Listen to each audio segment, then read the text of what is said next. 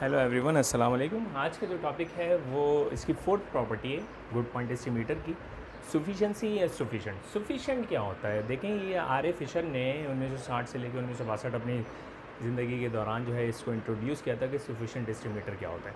बस याद रखिएगा, सफिशेंट एस्टिमेटर क्या होता है। अगर एक सैम्पल है, उस सैम्पल के अंदर जो भी उसका साइज़ है, 10 है, 20 है, 15 है, उन तमाम वैल्यूज़ को इस्तेमाल करते हुए अगर कोई स्टैटिस्टिक निकाली जाए, चाहे वो मीन हो, स्टैंडर्ड डेविएशन हो, कोई भी चीज़ स्टैटिस्टिक निकाली जाए, उसको कहते हैं कि ये सफिशेंट एस्टिमेटर होगा। अब देखें, यहाँ लिखी हुई है डेफिनेशन, बहुत आसान सी है, किताबों में खास से मुश्किल भी है। ये कहते हैं कि any statistics that is computed from all the values in the sample is a sufficient estimator. तो ये एस्टिमेटर क्या कहलाता है? सफिशेंट एस्टिमेटर कहलाता है। अब for example, the mean of the sample x bar is sufficient estimator of mu. क्यों? क्योंकि अगर आप किसी सैम्पल का मीन निकालते हैं तो तमाम वैल्यूज़ को निकालेंगे, तमाम वैल्यूज़ को इस्तेमाल करेंगे सैम्पल की, और फिर जो आप आंसर निकालेंगे वो सफिशेंट होगा। इसी तरह proportion of the P cap, उसमें भी आप तमाम सैम्पल के वैल्यूज़ को इस्तेमाल करते हैं तो वो सफिशेंट एस्टिमेटर ऑफ पी है। अच्छा, क्या मीडियन जो है वो सफिशेंट हो सकता है? नहीं, मीडियन के अंदर आप मैक्सिमम और मिनिमम दो पिक करते हैं और फिर नहीं, रेंज सफिशेंट नहीं हो सकता, मीडियन सफिशेंट नहीं हो सकता।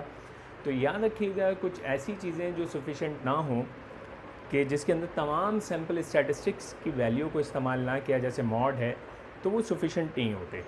तो अब देखें इसका प्रैक्टिकल क्राइटेरिया क्या होता है कि भाई सफिशेंसी को चेक करने का कोई प्रैक्टिकल क्राइटेरिया तो होगा। जो प्रैक्टिकल क्राइटेरिया होता है उसे कहते हैं फिशर नीमन फैक्टराइजेशन क्राइटेरिया। फिशर साहब ने एक क्राइटेरिया वो करवाया था, वो क्या था? सफिशेंसी को चेक करने के function of x1 x2 xn तमाम सैम्पल्स को यूज़ किया हुआ है, उसके बाद थीटा, और इसमें से मार्जिनल यानी probability function of estimator of theta cap वो इस्तेमाल अलग कर दिया, और एक फंक्शन अलग किया। जो फंक्शन अलग किया वो फंक्शन क्या होगा? वो free, not depending on theta, यानी फ्री फ्रॉम थीटा होगा, उसमें थीटा की इन्वॉल्वमेंट नहीं होगी। तो आप function of the x1 x2 xn not depending on theta, यानी आपके पास एक डिस्ट्रीब्यूशन है, और उस डिस्ट्रीब्यूशन को जब हम यूज़ करते हैं तो हमें जो उसका थीटा कैप और थीटा, यानी जो उसके अंदर जो थीटा वाला फंक्शन होगा उसे हम अलग कर देंगे, और जो हमारे पास जो है एक ये जो फंक्शन होगा, ये फंक्शन जो है वो नॉट डिपेंडिंग, यानी दो फंक्शन मल्टीप्लाई होंगे, एक नॉट डिपेंडिंग ऑन थीटा होगा। इस क्राइटेरिया को कहते हैं फिशर नीमन फैक्टराइजेशन क्राइटेरिया। अभी हम देख लेते हैं, इसका सवाल भी देख लेते हैं। अब देखिए, आपको ये कहता है इस सवाल के अंदर कि let x1 x2 xn be a random sample from the Poisson distribution. Poisson distribution आपको मालूम है, यहाँ पर हमने थीटा रख दिया क्योंकि यहाँ m रखते थे हम, लैम्डा रखते थे, यहाँ थीटा रख दिया। x क्या 0 1 2 so on, then show that the x bar is a sufficient estimate. अच्छा, ये थीटा इसलिए रख दिया क्योंकि आदत हो गई थीटा बोल बोल के, तो इसी को यूज़ कर लेते हैं। देखें, अब इस फॉर्मूले को देखना है। फिशर का क्राइटेरिया क्या था? वो ये था कि आपने ये साइड ली, तो इसका मतलब क्या होता है? फंक्शन ऑफ x1, सॉल्यूशन इसका देख लीजिए, function of x1 x2 and so on xn, और फिर थीटा, क्योंकि यहाँ पे थीटा ही लिख दिया हमने। तो अब आप क्या करेंगे? Function of x1 theta, function of x2 theta, इस तरह से सो ऑन आप कहाँ तक चले गए? Function of xn theta. अब आपने क्या किया? ये फॉर्मूला लिख दीजिए भाई। क्या आएगा भाई? एक्सपोनेंशियल की पावर माइनस थीटा, क्या आ जाएगा? थीटा की पावर x1 अपॉन नीचे क्या आ जाएगा? x1 फैक्टोरियल, यानी आपके पास theta 1 factorial, exponential power minus theta, ठीक है। यहाँ x फैक्टोरियल, या गलती से वो लिख दिया है x फैक्टोरियल, तो यहाँ क्या आ जाएगा आपके पास? x1 factorial. इसी तरीके से क्या हो जाएगा? एक्सपोनेंशियल की पावर माइनस थीटा, थीटा की पावर x2, और यहाँ क्या आ जाएगा पास आपके पास? x2 factorial, and so on. यहाँ पर आपने क्या किया? एक्सपोनेंशियल की पावर थीटा, थीटा की पावर x3, और यहाँ पर आपके पास क्या आ जाएगा? xn factorial, n factorial.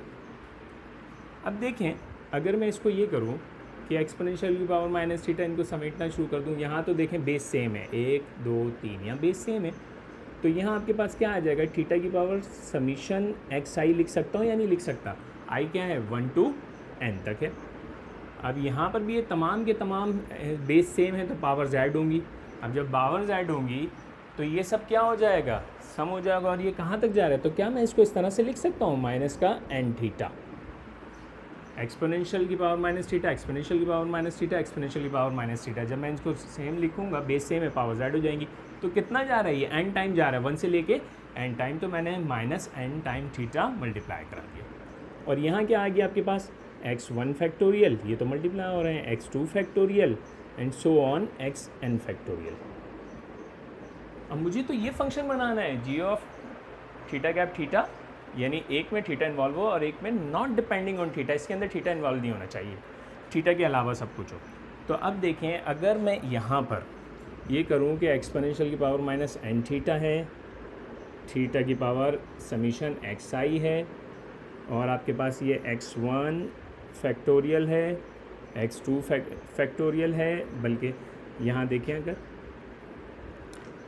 x1 factorial, x2 factorial and so on xn factorial. अब मैं इधर समीशन xi फैक्टोरियल से मल्टीप्लाई करवाऊँ और डिवाइड करवा दूँ, n की पावर समीशन xi से मल्टीप्लाई करवाऊँ और n की पावर समीशन xi से डिवाइड करवा दूँ। तो अब देखें, अगर मैं इधर ऐसा करता हूँ, देखें यहाँ एन थीटा मौजूद है, तो यहाँ पर भी आपके पास क्या होना चाहिए, थीटा के साथ n मल्टीप्लाई होना चाहिए। तो अब देखें हम क्या करते हैं, एक्सपोनेंशियल की पावर माइनस एन थीटा, इसको मैं इधर ले लेता हूँ। तो देखें n थीटा दोनों की पावर सेम है, तो इसको मैं इस तरह से लिख सकता हूँ, समीशन एक्स आई, ये n क्या हुआ, इसके साथ आ गया, और ये जो है समीशन एक्स आई है, इसको मैंने यहाँ अलग लिख दिया, समीशन एक्स आई का फैक्टोरियल।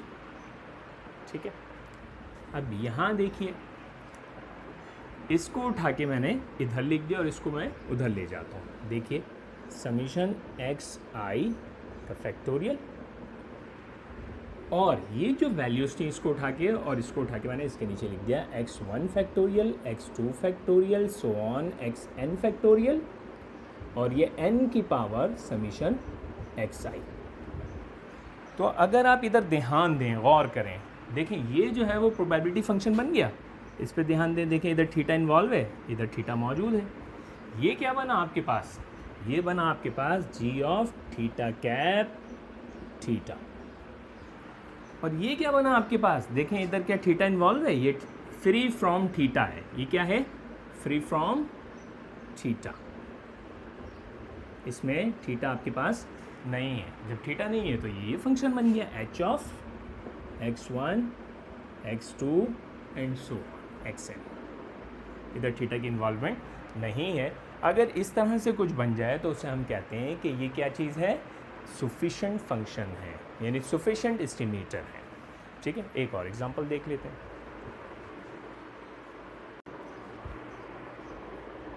अब देखिए ये सवाल है, कहते हैं let x1 x2 xn be a random sample from the distribution. अब डिस्ट्रीब्यूशन क्या है, p की पावर x, q की पावर 1 है, और ये आपको पता है कौन सी डिस्ट्रीब्यूशन है, show that the summation x i is a sufficient statistics. बस आपने क्या करना है, आपको क्राइटेरिया याद है ना, कि function of x1 x2 so on xn।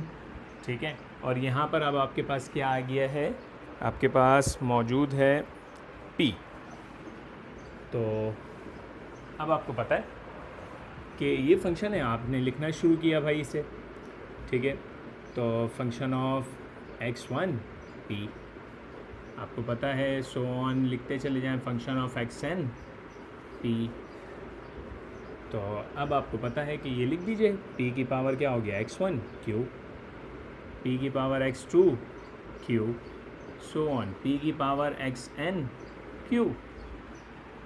अब आप इनको अलग कर लीजिए, तो p की पावर क्या हो जाएगा, समीशन एक्स आई आ जाएगा, और q की पावर क्या हो जाएगा, n हो जाएगा, q भी n टाइम तक जा रहा है।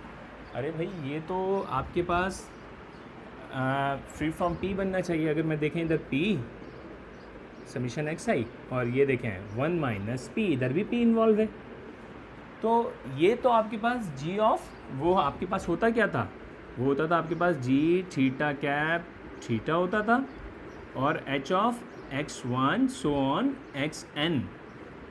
तो याद रखिएगा ये तो आपके पास मिल गया जिसके अंदर पी इन्वॉल्व है। ये कहाँ है? ये 1 है।